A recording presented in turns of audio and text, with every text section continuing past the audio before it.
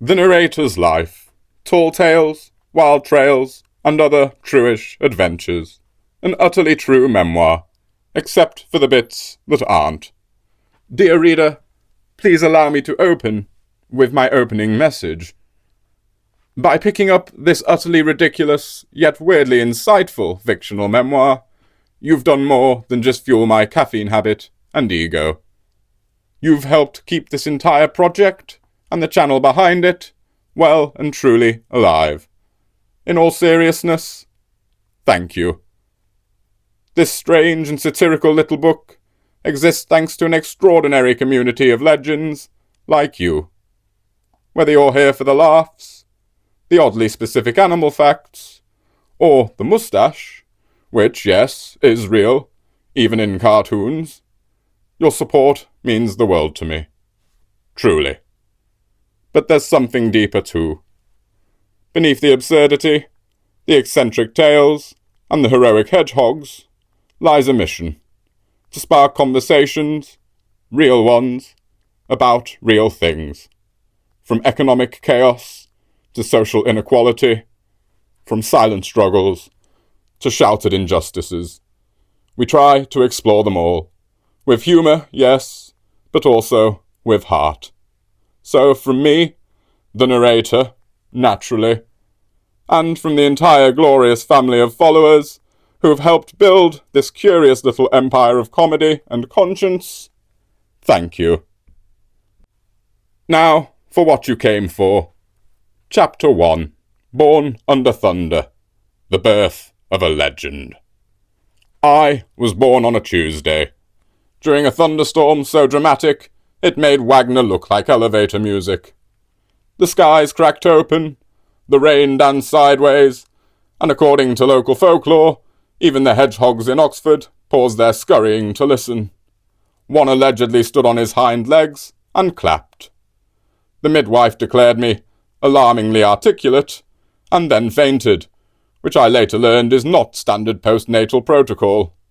From the beginning, it was clear. I was destined for something extraordinary, or, at the very least, mildly entertaining at dinner parties. My mother claims I could recite the Oxford English Dictionary by the age of 3, though I strongly suspect she's referring to the toddler edition that defines A as apple and Z as zebra, not for riding. Still, my fondness for language was evident early on. At my christening, I interrupted the vicar's sermon to correct his misuse of the subjunctive, and he has avoided eye contact with me ever since. My early childhood was a whirlwind of bedtime encyclopedias, Latin flashcards, and a suspiciously high number of hedgehog encounters. One showed up in the garden, another in my father's briefcase, a third, alarmingly, emerged from my lunchbox during a particularly tense maths lesson. Whether they were creatures with a flair for profound pronunciation, guiding my intellectual journey, or simply a very determined hedgehog with an excellent sense of direction, I cannot say. But the tone was set. A life shaped by curiosity, chaos, and the unshakable belief that words could change the world. Or, at the very least, help one win an argument with a librarian, which I did, age 7, over the pronunciation of mischievous. My parents, to their eternal credit, or possibly their exhaustion, encouraged my pursuits with the wary enthusiasm one usually reserves for gifted ferrets. I constructed my first thesaurus out of cereal boxes. I taught myself to spell anti-establishmentarianism backwards, and I once insisted on communicating exclusively in Shakespearean English for an entire month, during which time my grandmother refused to answer the phone unless I opened with a soliloquy. By the time I reached school age, I had already written 2 short novels, one about an emotionally conflicted mole, charted the migratory patterns of garden gnomes, and built a rudimentary weather station out of coat hangers and jam jars. My headmaster would later say I was an uncontainable inquisitive, which I took as a compliment, though he muttered it while barricading his office door with filing cabinets. And thus began the life of the narrator, Born in a storm, raised by books, stalked by hedgehogs, and forever committed to the art of the absurd, the pursuit of knowledge, and the deeply serious business of being very silly indeed. Chapter 2. Oxford, Cradle of Brilliance, Birthplace of Chaos. My academic journey began, quite prematurely, at the tender age of 7, when I enrolled at Oxford Grammar School, an institution so old and prestigious it claimed to have invented both the semicolon and the concept of smugness. It was a place of ironed blazers, Latin verbs, and headmasters so tightly wound they could be used to tune grand pianos. Despite being decades younger than most my fellow students, and considerably shorter than the coat rack, I fit in rather well, provided one measures fitting in by how often one is shunned at lunchtime and labelled the child who corrected the chemistry teacher's subjunctive clause. I had, by age 8, successfully memorised the entirety of the Oxford English Dictionary, not just the words, every definition, root, variant, and irregular plural. I even alphabetised the preface. This dazzling act of lexical lunacy might have impressed most institutions. At Oxford Grammar, it simply got me banned from the spelling bee for unsportsmanlike precision. My favourite classroom was the library, which smelled of old leather, quiet judgment, and once, quite unexpectedly, the unmistakable tang of sardines and overdue panic. A librarian's lunch, lost behind the encyclopedias in '92. There, among the mahogany shelves and hushed passive aggression, I spent most breaks reading, annotating, and occasionally sighing condescendingly at Shakespeare's adverb usage. And yet, despite my fondness for precision and quiet academic pursuits, chaos was never far behind. The incident, occurred on a Tuesday morning, during assembly, when our esteemed headmaster was mid-recitation of something dreary and Anglo-Saxon. I had just been awarded the most polysyllabic essay, when an almighty commotion erupted from the lower fields. A goose, a wild, enraged, seemingly possessed goose, had infiltrated the grounds. How it got in remains a mystery. Some said it was drawn to the scent of unearned authority. Others suggested sabotage from Eton. Regardless, it barreled through the open doors like a feathered comet of vengeance, honking wildly and sending Year 11s into a tactical retreat. I, ever the scientist, attempted to subdue the creature using the only tools at my disposal: a massive, unabridged dictionary, and a sophisticated understanding of bird psychology, gleaned from an old episode of Blue Peter. Unfortunately, I had gravely misjudged both the weight of the dictionary and the goose's enthusiasm for mortal combat. The goose struck first, toppling a bench, scattering hymn books, and launching itself, like a sentient baguette with wings, at the headmaster's wig. What followed was a spectacle I can only describe as Shakespearean slapstick. Powdered hairpieces soaring, children screaming, and the word honk forever etched in school lore. In the aftermath, I was commended for bravery, demoted for property damage, and quietly moved to independent study in the art block, where there were fewer attack vectors for wildlife. The headmaster, deeply traumatized and now somewhat wary of anything avian, refused to enter any room without peering cautiously round the doorframe. He also began wearing a hat indoors, permanently. The fields where it happened are still known, semi-officially, as Goose Ground Zero. There's no plaque, just an uneasy silence, and the occasional feather that no one dares to touch. Looking back, I consider that day the true beginning of my fieldwork career. For what is the study of the natural world, if not an ongoing attempt to avoid being chased by it? Chapter 3. The Great Jungle Debacle. In 2009, I embarked upon one of the more melodramatic expeditions. Armed with nothing but a satchel full of Earl Grey, a tape recorder from 1994, and an overinflated sense of personal destiny, I plunged headfirst into the Amazon rainforest, a place where everything is either venomous, watching you, or both. My quest? To document the mythical singing spider. a creature spoken of only in hushed tones by local guides and half-mad botanists with a suspicious bite mark. It was said to emit a haunting melody under the light of the full moon. Though some swore it preferred jazz, I had my doubts. But science, like opera, often begins with implausibility and ends in tears. The first challenge was humidity. One does not sweat in the Amazon, one leaks continuously, like a faulty tea urn. My mosquito net, despite being advertised as expedition grade, proved better suited to posing dramatically at dusk than repelling insects. I was bitten in places one should never be bitten. At one point, I considered wrapping myself in cling film. My guide, Roberto, advised against it, citing mild suffocation risk. The jungle is a paradox, breathtakingly beautiful and casually murderous. I saw plants that smelled like rotting fruit, frogs no bigger than a crouton that could kill a small horse, and ants that seemed to have unionized for the express purpose of dismantling my dignity. One such ant, who I later named Derek, bit my knee and turned it into something resembling a festive ham. I soldiered on, limping nobly, like a misunderstood villain from a colonial play. Each evening, I perched myself atop an overturned log, wrapped in damp optimism, and sang, not because I believed it would summon the spider, but because Roberto said it scared off jaguars. My set list included Bohemian Rhapsody, Nessun Dorma, and a haunting rendition of Don't Stop Believin', performed entirely through clenched teeth. The jungle, for its part, responded with polite silence, broken only by the occasional thud of a falling fruit and the sound of Roberto quietly judging me from his hammock.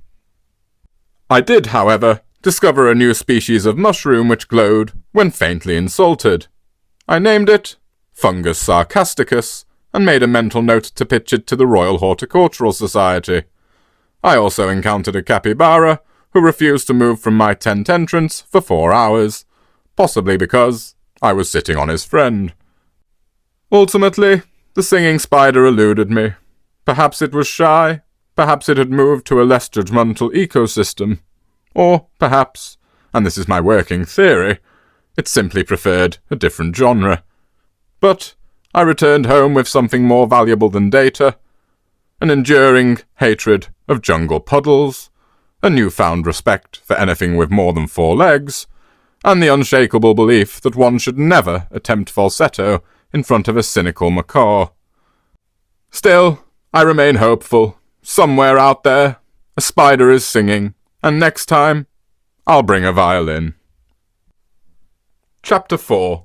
The Giraffe Who Judged Me. There are few creatures on Earth more elegantly ridiculous than the giraffe. They are what happens when evolution accidentally leaves the stretch tool on too long, and then decides, yes, that'll do nicely. In one of my early expeditions, deep in the savannah of northern Tanzania, conducting a study titled The Vertical Grazers, Neck-Length Hierarchies in Herbivorous Ungulates, an utterly fabricated title I used to secure funding, 2 interns, and a tent with a porch. On the 3rd morning, I encountered her. A giraffe of such stately poise and eyebrow-arched disdain, I momentarily forgot how ankles work and fell backwards into a thorn bush. She watched. Not in concern, no, in judgment. You haven't lived until you've been silently critiqued by a herbivore that looks like it shops exclusively at Parisian boutiques and eats foliage with the air of a wine sommelier. She chewed each leaf like it was a vintage red, and she didn't trust the grapes. Determined to reassert my dignity, I attempted to mimic her posture. Chin high, spine straight, an expression of aloof curiosity. In doing so, I strained 3 neck muscles and walked like a teapot for the rest of the week. One of my interns quietly started referring to me as Sir Sprouts-a-lot. Later, I attempted to sketch her. She wandered off mid-portrait, only to return and trample my watercolours.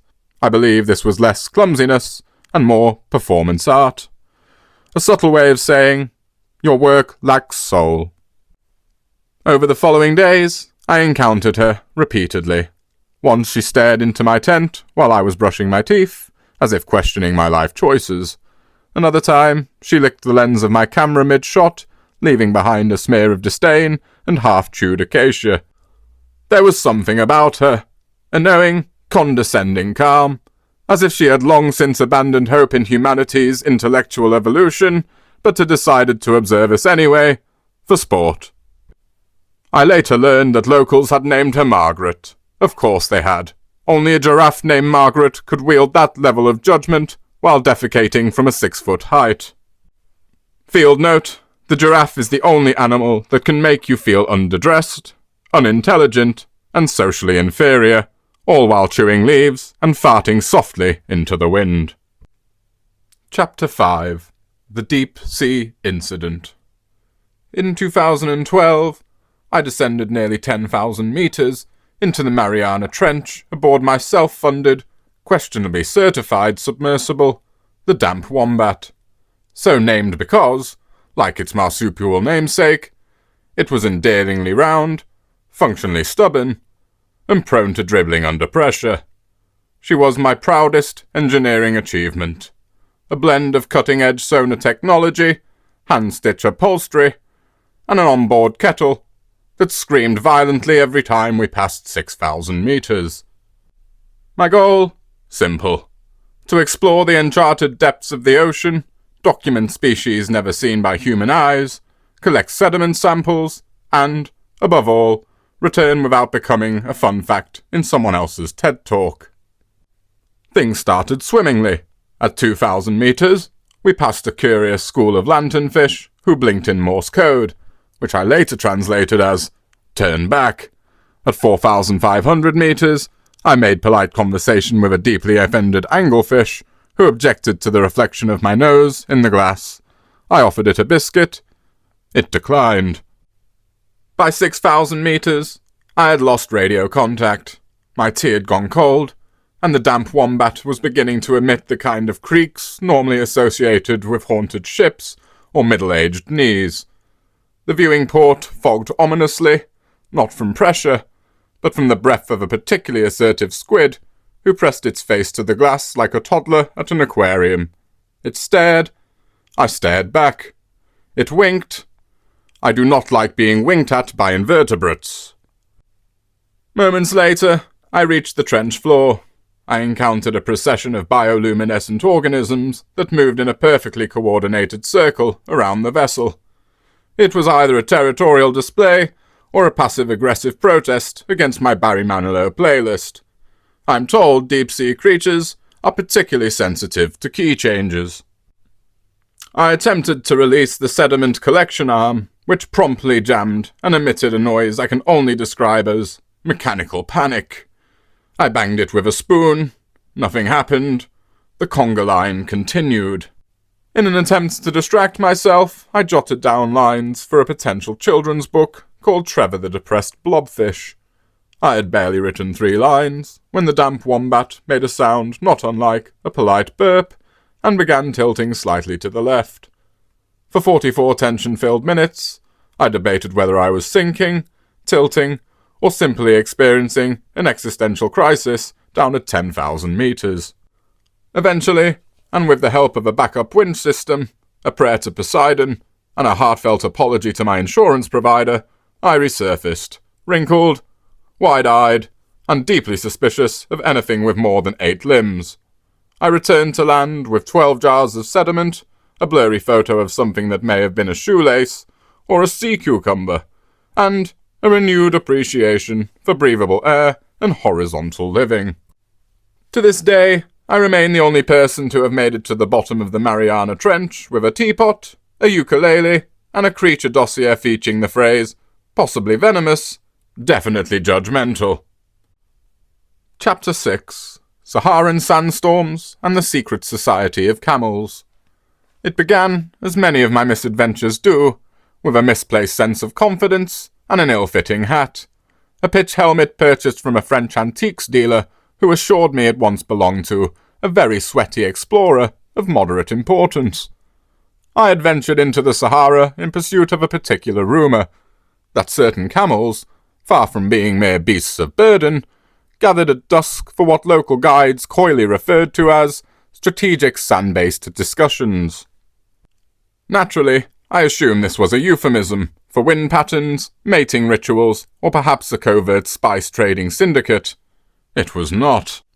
The day began promisingly enough. My guide, Mahmoud, a man of few words and even fewer facial expressions, led me deep into the dunes aboard a camel named Kevin, a creature who bore the expression of a disillusioned accountant and the temperament of a hungover goat. I was told he was experienced. I later learned this was short for deeply bitter and entirely unpredictable. At precisely 3:17 p.m., a sandstorm arrived with bureaucratic punctuality, as though summoned by a vengeful desert administrator. Visibility dropped to 0. Mahmoud vanished into the swirling dust with the calm of a man who knew how this story ended. My hat, already questioning its life choices, departed permanently. Kevin snorted once, turned east, and sat down, which I understood as both a protest and an insult. And then, from within the maelstrom, a camel emerged, larger than any I had seen, draped in tassels that fluttered like ceremonial bunting, and eyes full of what I can only describe as deep personal judgment. It approached slowly, paused 2 feet from me, and exhaled. Not like a beast clearing its nostrils, but like a diplomat disappointed by your foreign policy. The message was clear. You do not belong here. Soft-skinned man-child, go home. I never found the secret camel society. Whether it exists remains a mystery, lost to the dunes, along with my guide, my sense of direction, and a surprisingly expensive thermos. But I did learn 3 things. 1. Camels are deeply judgmental. They rank above goats, but below cats in the global hierarchy of disdain. 2. Sand gets into absolutely everything. I mean, everything. I found grains in places even my therapist doesn't have clearance for. And 3. The desert strips you, quite literally, of all dignity. I returned to camp with a sunburnt scalp, 1 boot, and a face that's been exfoliated by nature herself with all the mercy of a cheese grater. Later that evening, over strong mint tea, Mahmoud claimed the storm had separated us for destiny. I suspected it was more to do with my insistence on singing camel-themed show tunes to pass the time. Either way, I was humbled. Somewhere out there, beneath the Saharan stars, I like to think camels still gather, perhaps to discuss weather patterns, perhaps to mock my hat. One day, I may return, but next time, I'm bringing a sturdier hat and a written apology for Kevin. Chapter 7. The Day I Married a Tree. For research. Science demands sacrifice, and in 2011, it demanded I spend 3 weeks suspended upside down from a branch, smeared in fermented papaya, and dressed in an ethically sourced sloth suit, a garment I commissioned from a retired costume designer who once worked exclusively in niche pantomime. All this in the name of interspecies understanding. My mission? To infiltrate and observe a rare, introverted species of tree-dwelling sloth known only as Radius obscurus socialis, the socially anxious sloth. Now, if you've ever tried to earn the trust of a creature whose primary defense mechanism is pretending you're not there, you'll know it takes subtlety, restraint, and a level of stillness previously thought impossible outside taxidermy. I slowed my heart rate, my blinking, and, at one point, my metabolism. My application into their society was tentative at best. I presented myself as non-threatening, non-confrontational, and sufficiently mossy. Still, I remained an outsider. That is, until I took a bold step. To signal long-term commitment to the canopy, I staged a symbolic marriage to a particularly majestic kapuk tree named Sylvia. Named by me, of course. She did not object. The ceremony was, by jungle standards, extravagant. A ring crafted from vines and beetle shells, confused howler monkeys served as unwilling ushers, a hummingbird officiated. mostly by hovering aggressively and occasionally vomiting nectar. A toucan, who had taken a suspicious interest in the fermented fruit bowl, perched uninvited beside the groom and spent most of the ceremony heckling in what may have been either a mating call or an act of protest. My grasp of toucan dialects was regrettably still in development. Post-nuptials, everything changed. The sloths previously sceptical of my presence began to accept me. One even blinked in my direction, twice in a single afternoon, which in sloth culture is the emotional equivalent of so dancing to a power ballad.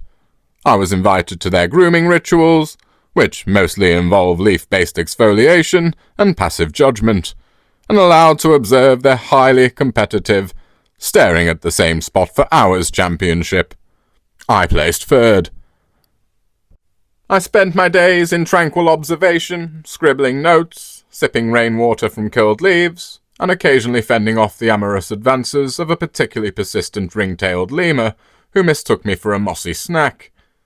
Nights were spent nestled in the crook of Sylvia's upper branch, contemplating my life choices and why exactly I had 38 ant bites on my left shin alone. My findings revolutionized sloth studies. I documented their intricate cloud-based storytelling rituals, their big-on-turnip-shaped formations, their nuanced social hierarchies, based entirely on who blinks first, and their communal silent circles, which last for days and are considered wildly stimulating. But perhaps the greatest discovery was learning when to let go. I'd grown fond of Sylvia. There was a quiet strength to her bark, a dignity in her stillness, and an excellent patch of moss just above her third knot. But after one too many mornings waking up covered in biting insects, philosophical dread, and a vague marital uncertainty, I knew it was time to return to civilization. The goodbye was emotional. I left a note tucked in her roots. She responded with a leaf falling gently into my lap. I took that as closure.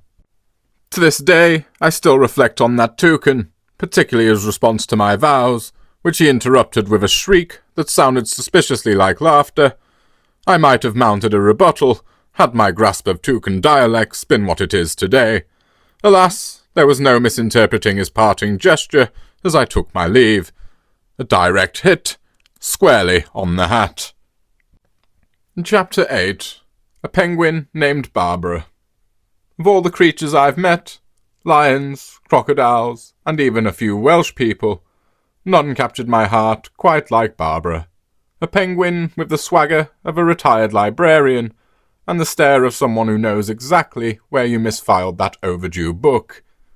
We met during an expedition to Antarctica, somewhere between a blizzard and a very disappointing sandwich that had frozen into a sort of bread-based boomerang. I was there to observe colony behaviour. Barbara was there, presumably, to observe me, and silently judge my layering technique. While the rest of the colony gave me the usual cold shoulder, both literally and figuratively, Barbara walked forth with the slow, deliberate confidence of a penguin who had seen things. Not dramatic things, perhaps, mostly fish-related, I imagine, but things nonetheless. She halted a metre away, looked me up and down, let out a single disapproving squawk, and turned away with the kind of elegance usually reserved for disappointed headmistresses. I was instantly and irrevocably smitten. Barbara took me under her flipper.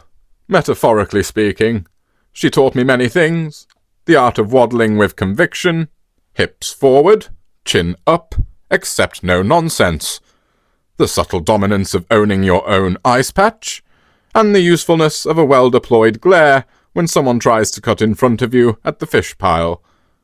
She had an uncanny ability to communicate complex emotions with a single head tilt: suspicion, disdain, mild amusement, and once, what I can only describe as a profound existential disappointment. We shared long, contemplative silences, staring out over the frozen sea. Occasionally she'd nod, as if confirming something we both understood, but would never say aloud. I began to suspect Barbara knew more about me than I did. Where I'd come from, what I was searching for, and why I'd packed 3 flasks of Earl Grey, but forgotten thermal socks. Our time was short. I had data to collect, notes to fake, and frostbite to narrowly avoid. Barbara had pressing engagements elsewhere, mostly over there, then slightly to the left, then back again.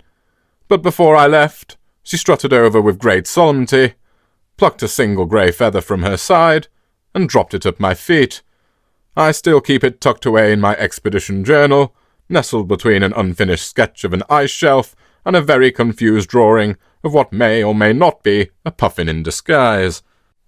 I like to think that feather was her way of saying, "You weren't the worst human I've met." And honestly, coming from Barbara, that's high praise.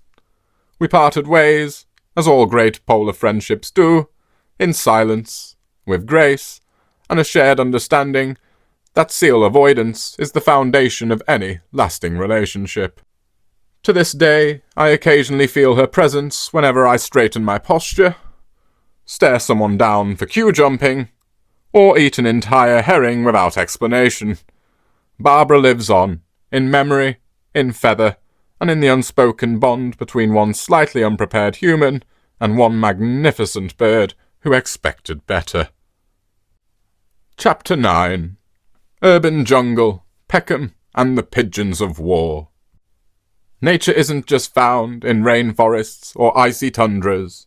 It's in Peckham, in Swansea, even in Milton Keynes, where the trees are suspiciously well-behaved and the wildlife sidely passive-aggressive.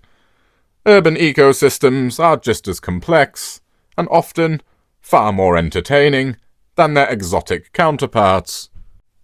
Take, for instance, the day I found myself inadvertently embedded in what can only be described as the Pigeon Wars.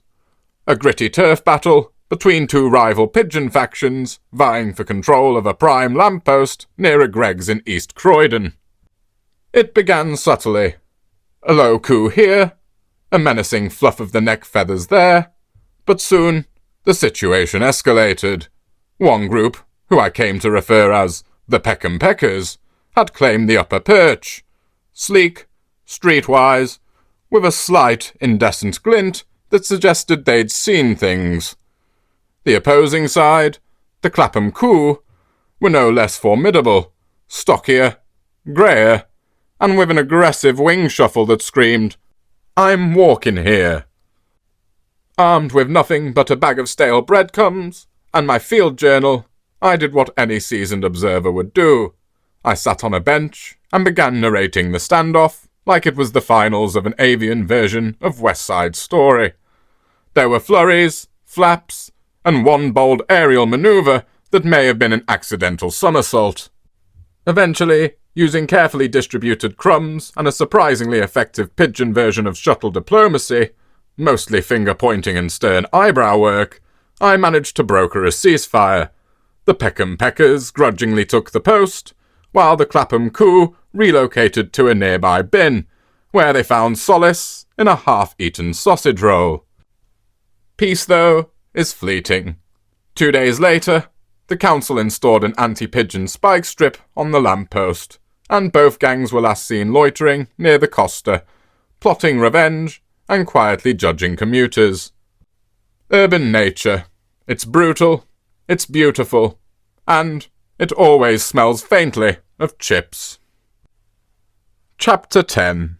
The Festival of the Goat and the British Man's Sandwich.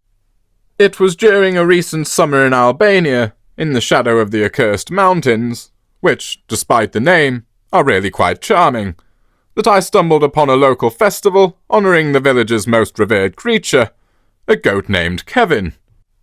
Kevin, as it turned out, had once headbutted a landslide back into submission, thereby saving an entire hamlet and most of its turnip crop.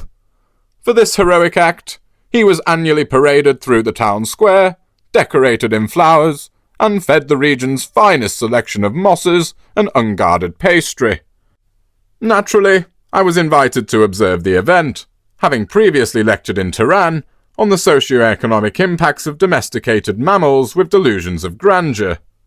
I accepted, of course, and arrived dressed appropriately, in my formal expedition robes, lined with yak velvet and entirely unsuited for mild weather. As Kevin strutted down the cobbled main road, flanked by dancing children, and one man playing a haunting melody on what I believe was a trumpet made from plumbing parts, I noticed a peculiar standoff occurring at the edge of the square. A group of British tourists, identifiable by their sunburnt necks, audible disappointment, and uncanny ability to locate the nearest tea, had set up a modest picnic. Among them, a man named Barry. He said it proudly, as if it were a knighthood, had just unwrapped what appeared to be an egg and cress sandwich. Enter the goat.